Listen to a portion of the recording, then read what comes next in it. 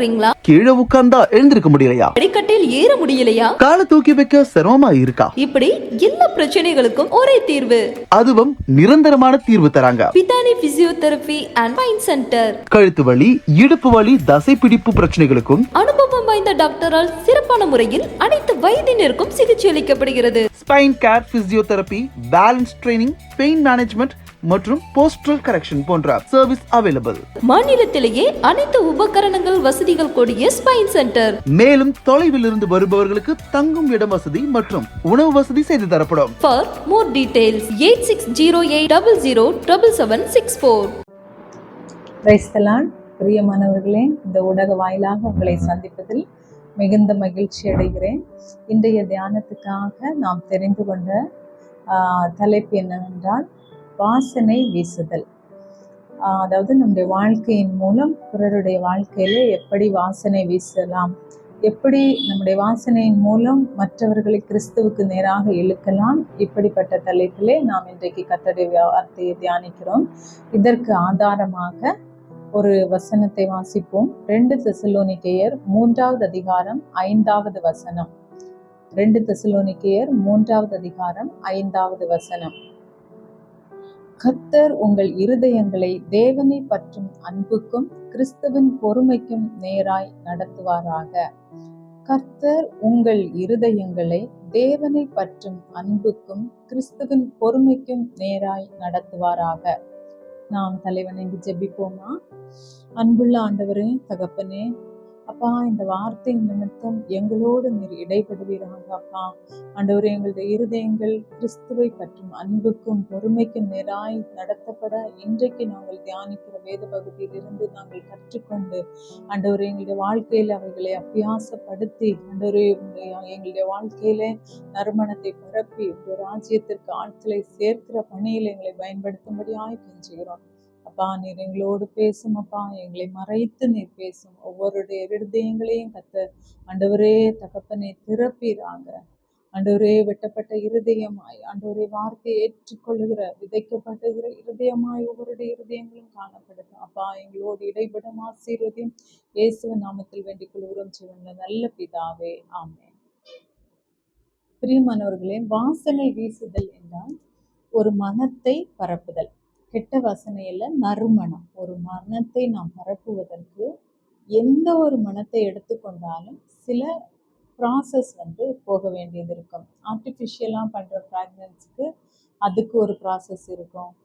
நேச்சுரலாக உள்ளதுக்கு விலையுயர்ந்த வாசனை வேண்டும் என்றால் ப்ராசஸ் ஜாஸ்தியாக இருக்கும். அதை கசக்கி பிழிகிற அனுபவங்கள், இப்படிப்பட்ட அனுபவங்களுக்குள்ளாக அந்த வாசனையினுடைய மூலப்பொருள் போக வேண்டியதாக இருக்கும். வெளியில பார்க்கும்போது நன்றாக இருப்போம். உள்ள அந்த கசங்கி பிழிந்து வெளியில வருகிற அந்த வாசனை நிமித்தம் பல வெளியான அனுபவங்கள் கர்த்தருக்கு மேன்மையான அனுபவங்களாய் நம்முடைய வாழ்க்கையில எப்படி காணப்படும் என்பதை நாம் இன்றைக்கு பார்க்க போறோம்.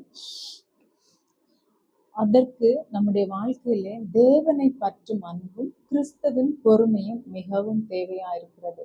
தேவனை பற்றும் அன்பு என்றால் தேவனை பற்றி கொண்டிருக்கிற அனுபவம், உண்மையாகவே தேவனை அன்பு கூறுகிற அனுபவம். ஏதோ ஒரு காரியத்திற்காக அல்ல, வந்து போகிற அனுபவம் அல்ல. உண்மையாய் தேவன் நமக்கு செய்த காரியங்களை இருதயத்தின் ஆழத்திலிருந்து தியானித்து அவரிடம் அன்பு கூறுதல். இதற்கு ஆதாரமாக நாம் வேதத்திலிருந்து ஒரு ஸ்திரீயை குறித்து பார்ப்போமா?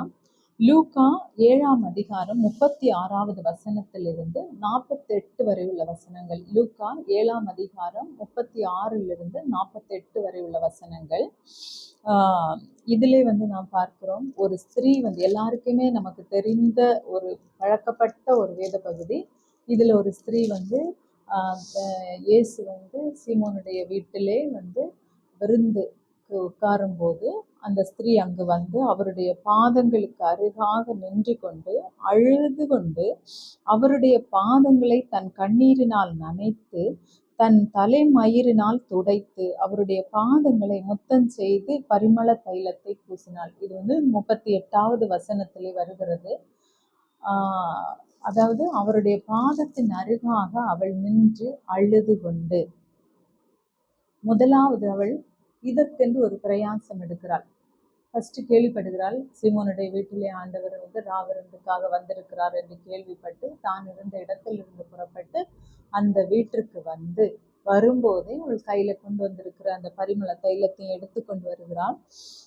வந்து வந்த உடனே அவரை பார்த்த உடனே அவள் அழுகிறாள். அழுது கொண்டு அவருடைய பாதத்தின் அருகிலே நின்று அவருடைய பாதத்தை தன்னுடைய தலைமயிரினால் துடைக்கிறாள். முதலாவது அந்த இடத்துல வந்து அழுகிறாள். அவருடைய பாதத்திலே அந்த கண்ணீரை வடிக்கிறாள். அதாவது தன்னை அர்ப்பணிக்கிற ஒரு அனுபவத்தை அந்த இடத்துல அவள் வெளிப்படுத்துகிறாள். பெருமளவு கண்ணீர் சிந்துகிறாள். அதாவது அவருடைய பாதம் நனைகிற அளவுக்கு. யூஸ்வலாவே நம்ம அழுதா ஒரு கொஞ்சம் கண்ணீர் வரும். ஆனா ஒரு பாதம் அவருடைய 2 பாதங்களையும் நனைக்கிற அளவுக்கு பெருமளவு கண்ணீர் இங்கு அவள் சிந்துகிறாள். எப்பொழுது இந்த பெருமளவு கண்ணீர் வரும் என்றால், இருதயம் உடைக்கப்படும் போது, அவளுடைய இருதயத்தை உடைத்து நன்றியுள்ள இருதயத்தோடு அங்கு அவள் கர்த்தர் அவளுக்கு செய்த அந்த காரியத்தின் நிமித்தம் அவளை மன்னித்து அவளை ஏற்றுக்கொண்டதன் நிமித்தம் நன்றியோடு அழுகிறாள். ஏங்கி அழுதிருப்பாள், பெருமூச்சு விட்டு அழுதிருப்பாள். பல விதத்துல அந்த அழுகை அவள் வெளிப்படுத்தி அந்த அளவுக்கு அவருடைய பாதமெல்லாம் நனைகிற அளவுக்கு கண்ணீரை சிந்தி அவளுடைய தலைமயிரினால் அந்த இடத்திலே அவருடைய பாதத்தை துடைக்கிறாள். அந்த தலைமயிர் பெண்களுக்கு ஒரு பெரிய ஒரு காரியமாக அவர்கள் பார்க்கிற ஒரு விதம். எல்லாருக்கும் அது தெரியும். ஈஸியாக அதை ஒரு நெக்லெக்ட் பண்ணுற மாதிரி விட மாட்டாங்க. அது ஒரு பெரிய ஒரு இதுவாக தான் வச்சுட்டு இருப்பாங்க. அந்த முடியை எடுத்து தேவனுடைய பாதத்தை அவள் துடைக்கிறாள். அப்பொழுது அவள் அங்கு என்ன வெளிப்படுத்துகிறாள் என்றால், அவளுக்கு அவர் செய்ததற்கு நிகராக எதுவும் இல்லை. அவளுடைய தலைமை நீளமான கூந்தலா இருக்கலாம், எப்படி இருந்தாலும் அதற்கு அது நிகரல்ல. ஆண்டவர் செய்த பெரிய காரியங்களுக்கு அவளுக்கு கர்த்தர் கொடுத்த மன்னிப்புக்கு ரட்சிப்புக்கு அது நிகரல்ல என்று அங்கு அவள் என்ன பண்ணுகிறாள், தன்னுடைய தலைமயிரை எடுத்து தேவனுடைய பாதத்தை துடைக்கிறாள். துடைத்து கொண்டு அவருடைய பாதத்தை ஓயாமல் முத்தம் செய்கிறாள். ஏனென்றால் 47வது வசனத்திலே, லூக்கா 7ஆம் அதிகாரம் 47வது வசனத்திலே ஆண்டவர் சொல்லி இருக்கிறார், இவள் மிகவும் அன்பு கூர்ந்தாளே. 45ல சொல்லியிருக்கு, என் பாதங்களை ஓயாமல் முத்தம் செய்தாள். 2 ஓயாமல் முத்தம் செய்தாள், மிகவும் அன்பு கூர்ந்தாள். எவ்வளவு ஒரு சந்தோஷமான வார்த்தை இல்லையா? மிகவும் அன்பு கூர்ந்தாள்னு இவளை குறித்து இயேசு அவருடைய வாயினால் அந்த இடத்துல சொல்லுகிறார், மிகவும் அன்பு கூர்ந்தாள், என்னை ஓயாமல் முத்தம் செய்தாள். எவ்வளவு ஒரு சந்தோஷமான ஒரு வார்த்தை. நம்மை குறித்து தேவன் இப்படி சொன்னா நமக்கு எவ்வளவு ஒரு ஹாப்பியா இருக்கும். நம்ம மற்றவங்க இவன் நல்லவன்னு சொன்னாலே நமக்கு ஒரு அப்ரிசியேஷன் மாதிரி, நம்ம ஒரு ஹாப்பியா, நிச்சயமா நம்ம ஒரு ஹாப்பியா தான் இருப்போம். அப்ப ஆண்டவரே அவருடைய வாயிலிருந்து இவள் ஓயாமல் முத்தம் செய்தாள், மிகவும் அன்பு கூர்ந்தாள், இப்படி சொல்லும் போது எவ்வளவு ஒரு சந்தோஷமாய் அவளுக்கு இருந்திருக்கும்.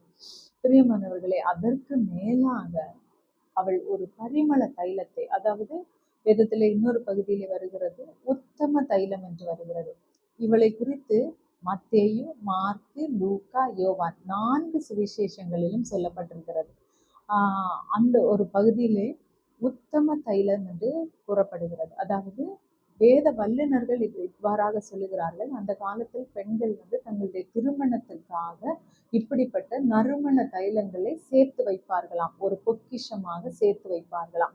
அப்ப அந்த நம்முடைய வேதத்துல என்ன சொல்ல, விலையேற பெற்ற உத்தம தைலத்தை கொண்டு உடைத்து அவருடைய தலையிலே அதை ஊற்றி அந்த இடத்துல ஒரு மணத்தை அவள் என்ன பண்ணுகிறாள், பரப்ப செய்கிறாள். ஒரு மனம், நறு மனத்தை அவள் வாசனையை வீச செய்து, சொல்ல போனா அவ ஒரு சைலண்டா அங்க ஒரு ஒர்ஷிப்பை நடத்திட்டு தான் இருந்தா. ஆண்டவருக்கு பிரியமான ஒரு ஒர்ஷிப்பை அவன் நடத்திட்டு இருந்தா. ஏன்னா ஆண்டவர் சொல்லுகிறா, இவ என்னிடத்துல நற்கிரியை செய்திருக்கிறாள் அப்படி என்று ஆண்டவர் சொல்லுகிறார். அந்த ஒரு மேலான அனுபவம். அழுகிறாள், தன்னுடைய தலைமயிரினால் அவருடைய பாதத்தை துடைக்கிறாள், முத்தம் செய்கிறாள். அடுத்த ஒரு மேலான அனுபவம், அந்த பரணியில கொண்டு வந்த தைலத்தை எடுத்து அவருடைய தலையிலே ஊற்றுகிறாள். அப்போ அப்போ அந்த இடத்துல அடுத்த ஒரு மேலான அனுபவம், ஒரு நெக்ஸ்ட் லெவல்க்கு அவள் கடந்து போகிறாள். இதெல்லாம் ஒன்றுமில்லை என்று சொல்லி அடுத்த லெவலுக்கு கடந்து போகிறதை பார்க்கிறோம். இவள் எப்படி இதை செய்தாள் என்றால், ஒரு வெளிப்பாடோடு செய்தாள். இவர் இந்த உலகத்திலே பாவங்களை மன்னிக்க வந்த இரட்சகர். அவர் ஆண்டவரே சொல்கிறார், என்னை அடக்கம் பண்றதுக்கு எத்தனமாக இதை செய்கிறாள். இவளை குறித்து உலகெங்கும் பேசப்படும், இந்த சுவிசேஷம் எல்லாம் எங்கெங்கு அறிவிக்கப்படுகிறதோ அங்கங்கு இவளை குறித்தும் சொல்லப்படும் என்கிறார். அப்ப இதை அவள் ஒரு வெளிப்பாட்டோடு, தேவனை குறித்த, இயேசுவை குறித்த ஒரு வெளிப்பாட்டோடு, தேவ குமாரனை குறித்த ஒரு வெளிப்பாடோடு அந்த இடத்துல செய்வதை நாம் பார்க்கிறோம். பிரியமானவர்களே, நம்முடைய வாழ்க்கையிலே நாம் இன்றைக்கு எப்படி இவளோடு ஒப்பிட்டு பார்க்கும்போது நம்மளுடைய வாழ்க்கை எப்படி இருக்கிறது? அவருடைய பாதத்திற்கு நாம் எப்படி வருகிறோம்? பிரயாசம் எடுத்து வருகிறோமா? அவருடைய பாதத்திலே அவள் அந்த இடத்திலே அந்த வாய்ப்பை பயன்படுத்தி கொண்டாள். அவளும் இயேசு அங்க இருக்கிறான்னு கேள்விப்பட்டுட்டு வீட்டுல இருந்திருக்கலாம். ஆனா அவ அதை பண்ணாம அந்த வாய்ப்பை அந்த இடத்திலே அவள் பயன்படுத்துகிறதை நாம் பார்க்கிறோம். எத்தனை பேர் அந்த இடத்துல கூடி இருந்திருப்பாங்க இல்லையா? இருந்தாலும் அவள் துணிந்து சென்று அந்த தனக்கு தேவன் கொடுத்த அந்த வாய்ப்பை அவள் முந்தி செயல்படுத்தி கொண்டாள். இன்றைக்கு கர்த்தர் நமக்கு தருகிற வாய்ப்புகள் எத்தனை இருக்கலாம். நாம் வேலை செய்கிற ஸ்தலம், நம்முடைய வீட்டின் அருகாமையில் உள்ளவர்களுக்கு கிறிஸ்துவை நாம் எவ்விதம் வெளிப்படுத்துகிறோம்? முதலாவது நம்மளுடைய வாழ்க்கையின் மூலம் வெளிப்படுத்துகிறோமா? இவள் கிறிஸ்துவனிடத்தில் நற்கிரியை செய்தாலே அதே போன்று நாம் வெளிப்படுத்துகிறோமா? நம்மையும் தேவன் மன்னித்தார், நம்மையும் தேவன் பல காரியங்களிலிருந்து விடுதலை பண்ணினார். இதற்கெல்லாம் நன்றி செலுத்துகிறோமா? அவருடைய பாதத்திற்கு நாம் ஓடி வருகிறது எவ்விதமாக காணப்படுகிறது? இன்னும் இது அவளுடைய முதலாவது கேரக்டர், அந்த நறுமணத்தை பரவ செய்து. இரண்டாவது அவளுடைய கேரக்டர் நாம் முதலாவது வாசித்தது போல கிறிஸ்துவின் பொறுமை. ஃபர்ஸ்ட் அவ தேவனை பற்றும் அன்பை அங்கு வெளிப்படுத்தினாள். இரண்டாவது பொறுமையை வெளிப்படுத்துகிறதை நாம் பார்ப்போம். லூக்கா 7வது அதிகாரம் 39வது வசனத்திலே அவரை அழைத்த பரிசேயன் அதை கண்டபோது, இவர் தீர்க்கதரிசியாயிருந்தால் தம்மை தொடுகிற ஸ்திரீ இன்னாள் என்றும் இப்படிப்பட்டவள் என்றும் அறிந்திருப்பார், இவள் பாவியா இருக்கிறாளே என்று தனக்குள்ளே சொல்லி கொண்டாள். அந்த இடத்துல அவரை விருந்துக்கு அழைத்த அந்த மனிதன் என்ன பண்ணுகிறான்? ஆண்டவரையும் நியாயந்திருக்கிற மாதிரி, இவளையும் நியாயந்திருக்கிற மாதிரி. இவர் தீர்க்கதரிசியா இருந்தா இவளை பத்தி தெரிஞ்சிருக்கும், அவள் ஒரு பாவி என்று அவன் அந்த இடத்திலே சொல்லுகிறான்.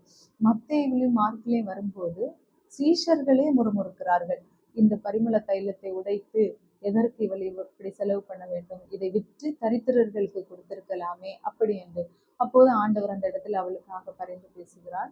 இப்படி சீஷர்கள் முறுமுறுக்கிறாங்க. அந்த வீட்டிற்கு அழைத்த மனிதன் நிச்சயமாக கூட இருந்த மற்ற ஜனங்களும் கண்டிப்பாக முறுமுறுத்திருப்பான். ஆனா நாம் ஏதாவது அவங்க பதில் கொடுத்தாள் என்று நாம் பார்க்கிறோமா?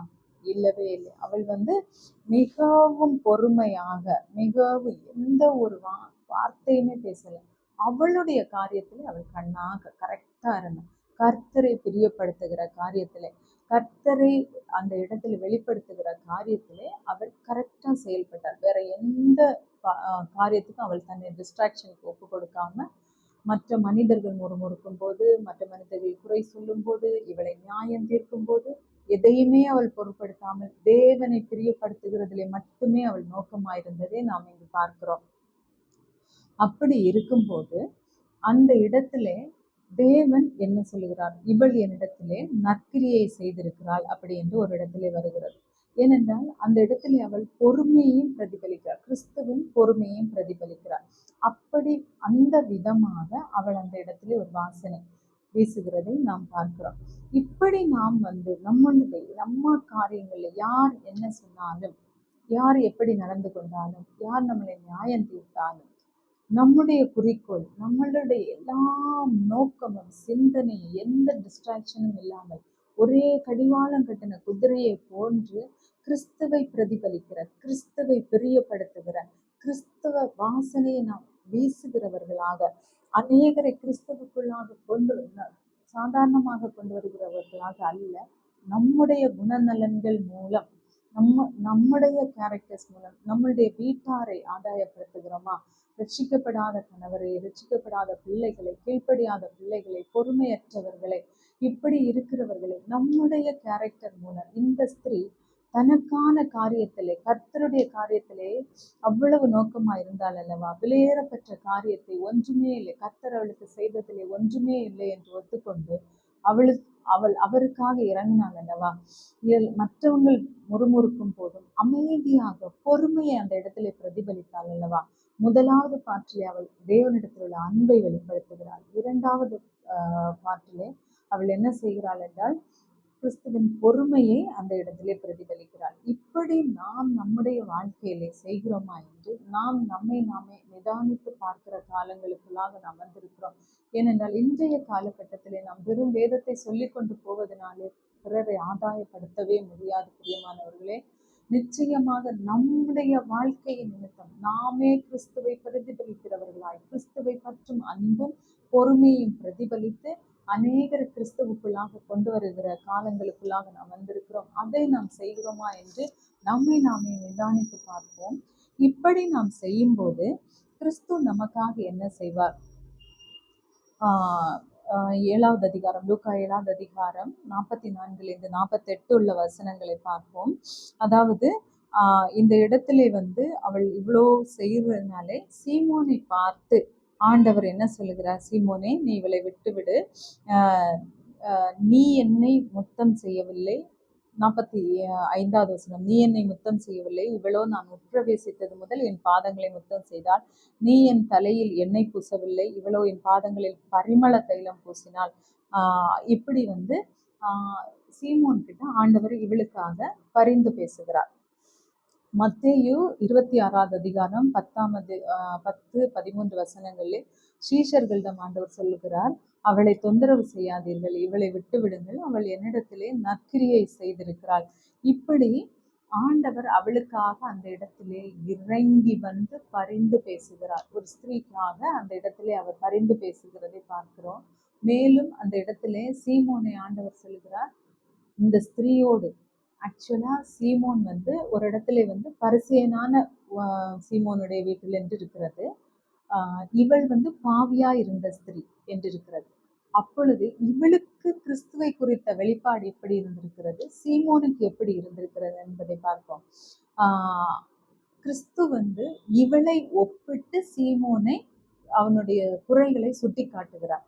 ஒரு பாவியான ஸ்திரீ கர்த்தருக்குள்ளே வரும்போது அவரிடம் செய்த நற்கிரியைகள் அன்பை பிரதிபலித்தது. இவைகளை ஒப்பிட்டு ஒரு பரிசேயன் என்பது வேதத்தை நன்கு கற்று தேர்ந்து வேதத்தை போதிக்கிற ஒரு மனிதன், அவனுக்கு இவளை ஒப்பிட்டு ஆண்டவர் பேசுகிறார். எவ்வளவு ஒரு மேன்மையான அனுபவம் அல்லவா இந்த ஸ்திரீக்கு. இந்த மாதிரி அதுக்கப்புறம் சொல்லுகிறார், இவளை குறித்து உலகெங்கும் பேசப்படும் என்று மேன்மைப்படுத்துகிறார். இந்த சுவிசேஷம் எங்கெங்கு அறிவிக்கப்படுமோ அங்கங்கு இவளை குறித்தும் இவள் செய்ததும் பேசப்படும் என்று. ஏன்னா அவள் ஒரு வெளிப்பாடோடு செய்தாள். அந்த வெளிப்பாடு அங்கு வேதத்தை நன்கு கற்று தெரிந்திருந்த சீமோனுக்கு கிடையாது. இதுதான் முந்தினோர் பிந்தினோராயும் பிந்தினோர் முந்தினோராயும் காணப்படுவார்கள் என்று சொல்லப்படுகிறது. இன்றைக்கு இது நமக்கு ஒரு எச்சரிக்கையாக காட்டப்படுகிறது. பிரியமானவர்களை, நாம் நீண்ட நாட்களாக கிறிஸ்தவர்களா இருக்கலாம், கிறிஸ்தவ குடும்பத்திலே பரம்பரையாய் பிறந்திருக்கலாம், வேதத்தை கற்று தெரிந்திருக்கலாம், எந்த வசனம் எங்கு இருக்கிறது என்பதை நன்றாக தெரிந்திருக்கலாம். ஆனால் நாம் கிறிஸ்துவை பிரதிபலிக்கிறோமா? அந்த ஸ்திரீ அந்த இடத்துல கிறிஸ்துவை பிரதிபலித்தாலே அந்த பரிசேயனால பிரதிபலிக்கவே முடியவில்லை. அவரோடு இருந்த சீஷர்களுக்கு அந்த வெளிப்பாடு கிடைக்கவில்லை. ஆனால் அந்த ஸ்திரீ, பாவியான அந்த ஸ்திரீ, கிறிஸ்து தன்னை மன்னித்தது நிமித்தம், அந்த அன்பின் நிமித்தம், பொறுமையின் நிமித்தம் இயேசுவை பிரதிபலித்து இயேசு கிட்டேருந்து அவள் என்ன பண்ணுகிறார்? நல்ல ஒரு அவார்டு அவளை ஆண்டவர் அந்த இடத்துல மேன்மைப்படுத்துகிறார். பிரியமானவர்களே, இன்றைக்கு நாமும் நம்முடைய காரியங்களிலே கிறிஸ்துவை பிரதிபலிப்போம் என்றால் இதே போன்ற ஒரு பாக்கியம் நமக்கு கிடைக்கும். நாம் எப்படிப்பட்டவர்களா இருந்தாலும் சரி, கிறிஸ்துவின் அண்டை வரும்போது தாழ்மையுள்ள இருதயத்தோடு, ஆவியில் எளிமை உள்ளவர்களாய், எவ்வளோ நாள் கிறிஸ்தவர்களா இருந்தாலும் சரி, எப்படி தேவன் நம்மளோடு இடைபடுகிறவராயிருந்தாலும் சரி, அவரை குறித்து சரியான வெளிப்பாடோடு, தாழ்மையுள்ளவர்களுக்கு கிருபை அளிக்கிறாள். ஆவியில் எளிமை உள்ளவர்கள் பாக்கியவான்கள். ஆவியில் எளிமை என்றால் என்ன? நம்மால எதுவுமே செய்ய முடியாது, எந்த இதுவுமே நம்மளால முடியாது. இந்த சின்ன காரியமோ பெரிய காரியமோ கர்த்தரை சார்ந்திருக்கும் போது அவர் சகலத்தையும் நேர்த்தியாக செய்கிறாரே, அந்த ஒரு வெளிப்பாடு நமக்கு இருக்கிறதா? நாம் மற்றவர்களுக்கு கிறிஸ்துவை பிரதிபலிக்க வேண்டும் என்ற வெளிப்பாடு இந்த நாட்கள் கடைசி காலங்களுக்குள்ளாக வந்து கொண்டிருக்கிறோம். அந்த வெளிப்பாடு நமக்கு இருக்கிறதா? இந்த காலகட்டங்களிலே யாரை பார்த்தாலும் நாம் கிறிஸ்துவை பிரதிபலிக்க வேண்டும், நம்முடைய குணநலன்கள் மூலம் பிரதிபலிக்க வேண்டும், தீமையை சகிக்க வேண்டும், பொறுமையை நாம் பரவ செய்ய வேண்டும். இப்படிப்பட்ட பல காரியங்கள் நிமித்தம் நாம் கர்த்தரோடு நெருங்கி பிறரை கர்த்தரண்டை நெருங்க நாம் இந்த ஸ்திரீயை போல எடுத்துக்காட்டாய் வாழுகிறோமா? நிச்சயம் நாம் அப்படி வாழுகிறோம் என்றால் தேவன் நம்மையும் இந்த ஸ்திரீயை மேன்மைப்படுத்தினது போல மேன்மைப்படுத்துவார். அந்த பரிசேயனுக்கு இந்த ஸ்திரீயை வைத்து கர்த்தர் சில காரியங்களை சுட்டி காண்பித்தாரே, அதே போல நம்மையும் வைத்து பிறருக்கு ஒரு மாதிரியாக பிறர் கர்த்தரிடம் வருவதற்கு நாம் ஒரு காரணமாக மாற கர்த்தர் நம்மளை இன்றைக்கு கண்டிப்பாக கட்டாய அதற்கு நேராக வழி நடத்துவார். இந்த சத்தியங்களை நாம் மனதிலே ஏற்றுக்கொண்டு அதற்காக வாழ அதன் போன்று வாழ நாம் பிரயாசப்படுவோமா?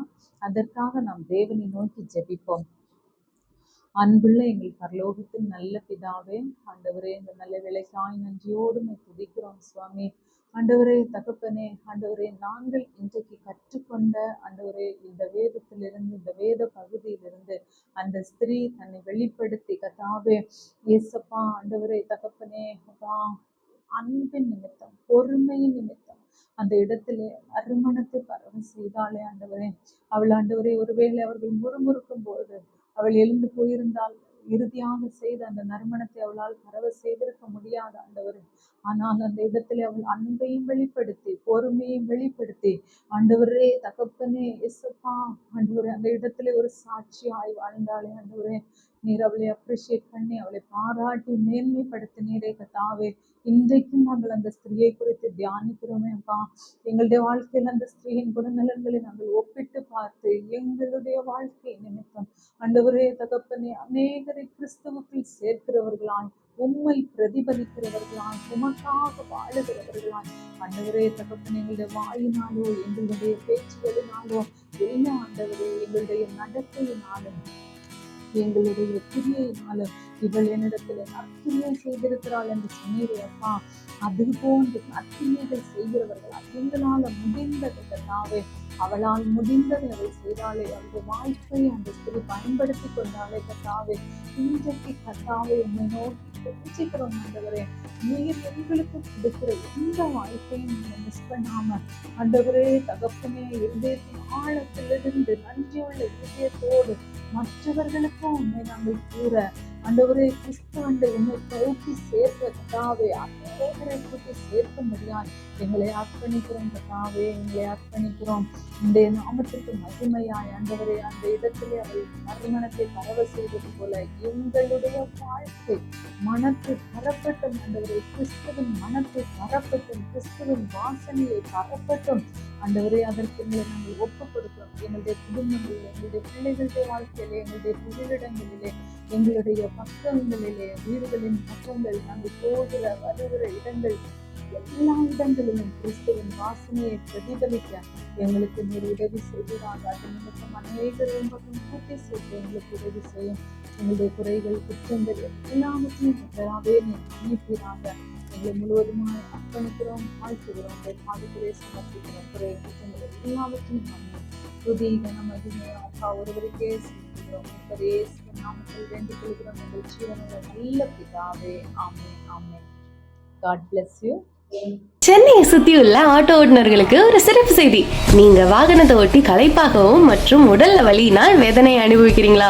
உங்களுக்காகவே ஸ்பெஷலா, அதாவது ஆட்டோ டிரைவர்ஸ்க்காக மட்டுமே ஒரு அருமையான பெயின் ரிலீஃப் கேம்ப் நடத்துறாங்க. சென்னை பெரும்பாகத்தில் இருக்கும் நம்ம பெத்தனி ஸ்பைன் சென்டர்ல. உங்களோட முதுகு வலி, கழுத்து வலி, முழங்கால் வலி, கை கால் வலி, தலைவலி, இப்படி எப்படிப்பட்ட வலியா இருந்தாலும் அது குணப்படுத்தி நிவாரணம் கொடுப்பதற்கு அதுவும் மிக சிறப்பான டிஸ்கவுண்ட்ஸ் அண்ட் ஆஃபர்ஸோட தயாராக இருக்கிறாங்க நம்ம Bethany spine relief doctors and expert. இந்த 2024 ஜூலை மாதம் ஒவ்வொரு சனிக்கிழமையும் நடைபெறுகிறது இந்த வலி நிவாரணி கேம்ப். காலை 9 மணியிலிருந்து சாயந்தரம் 5 மணி வரை. இதற்காக உங்களுக்கு ஃப்ரீ கூப்பன்ஸ் தயாராக இருக்கிறது. அதை நீங்கள் எங்கள் பெத்தனி ஹாஸ்பிட்டல் அல்லது கிளினிக்கில் வாங்கிக் கொள்ளலாம். தவறாமல் இந்த வாய்ப்பை பயன்படுத்திக் கொள்ளுமாறு கேட்டுக்கொள்ளப்படுகிறது.